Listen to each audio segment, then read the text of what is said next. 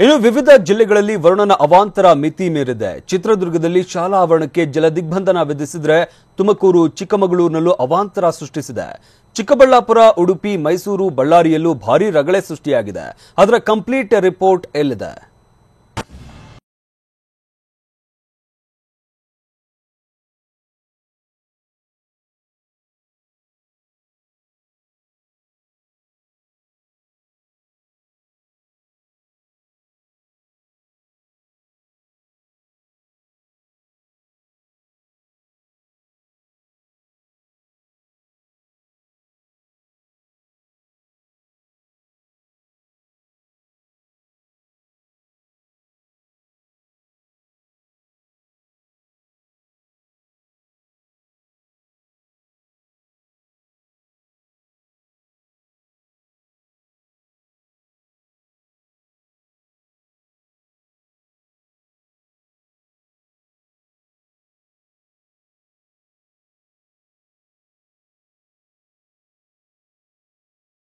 ಮಳೆಯಿಂದಾಗಿ ನಾನಾ ಅವಾಂತರಗಳಾಗಿವೆ.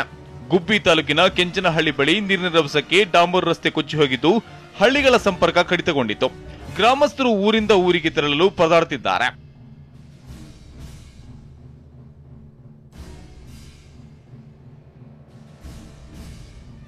ಇತ್ತ ಹಾವೇರಿ ಜಿಲ್ಲೆ ಹಾನಗಲ್ ರಜಪೂತ ಗಲ್ಲಿಯಲ್ಲಿ ನಿರಂತರ ಮಳೆಗೆ ಮನೆಯೊಂದು ಕುಸಿದು ಬಿದ್ದಿದೆ.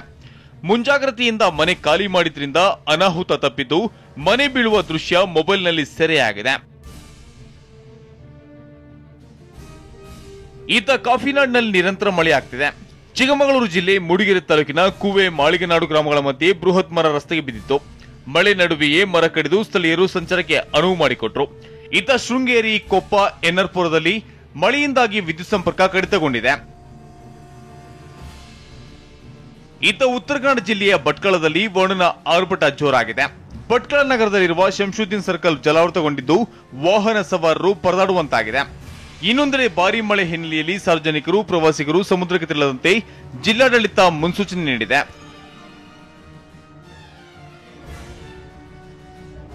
ಹಾಗೆ ಮೈಸೂರು ಜಿಲ್ಲೆಯಲ್ಲೂ ಮಹಾಮಳೆ ಮುಂದುವರೆದಿದೆ. ಪಿರಿಯಾಪಟ್ಟಣ ತಾಲೂಕಿನ ರಸ್ತೆ ಕುಸಿದಿದೆ. ಪೈಪ್ ಒಡೆದು ನೀರು ಕಾರಂಜಿಯಂತೆ ಚಿಮ್ಮುತ್ತಿದೆ. ಮಳೆ ಹಿನ್ನೆಲೆಯಲ್ಲಿ ಮುಂಜಾಗ್ರತಾ ಕ್ರಮವಾಗಿ ಇಂದು ಶಾಲಾ ಕಾಲೇಜುಗಳಿಗೆ ರಜೆ ಘೋಷಿಸಿ ಡಿಸಿ ಆದೇಶಿಸಿದ್ದಾರೆ. ಬಳ್ಳಾರಿಯ ಸಿರುಗುಪ್ಪ ತಾಲೂಕಿನ ರಾರಾವಿ ಗ್ರಾಮದಲ್ಲಿ ವೇದಾವತಿ ನದಿ ಉಕ್ಕಿ ಹರಿಯುತ್ತಿದೆ. ಈ ವೇಳೆ ಕಾಲುವೆ ಮೇಲೆ ಹೋಗ್ತಿದ್ದ ವ್ಯಕ್ತಿ ಆಯತಪ್ಪಿ ನದಿಗೆ ಬಿದ್ದಿದ್ದ. ನದಿ ದಂಡೆ ತನಕ ಬಂದ ವ್ಯಕ್ತಿಯನ್ನ ಸ್ಥಳೀಯರು ರಕ್ಷಿಸಿದ್ದಾರೆ. ಚಿಕ್ಕಬಳ್ಳಾಪುರ ಜಿಲ್ಲೆಯಲ್ಲಿ ಧಾರಾಕಾರ ಮಳೆಯಿಂದಾಗಿ ಜಕ್ಕಲಮಡುಗು ಜಲಾಶಯ ತುಂಬಿದ್ದು ಡ್ಯಾಂನ ಹಿನ್ನೀರು ರಸ್ತೆಗೆ ನುಗ್ಗಿದೆ.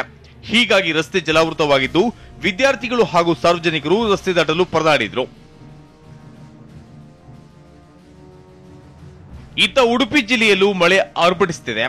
ಮುಂಜಾಗ್ರತಾ ಕ್ರಮವಾಗಿ ಉಡುಪಿ ಜಿಲ್ಲೆಯಲ್ಲಿಂದು 1ನೇ ತರಗತಿಯಿಂದ ಪಿಯುವರೆಗೆ ರಜೆ ಘೋಷಿಸಿ ಡಿಸಿ ಕೂರ್ಮರಾವ್ ಆದೇಶ ನೀಡಿದ್ದಾರೆ. ಇನ್ನೊಂದು ಕಡೆ ಮೀನುಗಾರರು ಕಡಲಿಗೆ ಇಳಿಯದಂತೆ ಮುನ್ನೆಚ್ಚರಿಕೆ ನೀಡಲಾಗಿದೆ. ಒಟ್ನಲ್ಲಿ ಜಿಲ್ಲೆಯಲ್ಲೂ ರಣಮಳೆ ಆರ್ಭಟಿಸುತ್ತಿದೆ. ಬಿಟ್ಟು ಬಿಡದೆ ನಿರಂತರವಾಗಿ ಮಳೆ ಸುರಿಯುತ್ತಿರುವುದರಿಂದ ಇನ್ನಿಲ್ಲದ ಅವಾಂತರಗಳು ಸೃಷ್ಟಿಯಾಗಿದ್ದು ಜನರನ್ನ ಕಂಗಾಲಾಗಿಸಿದೆ. Bureau report, ಟಿವಿ9.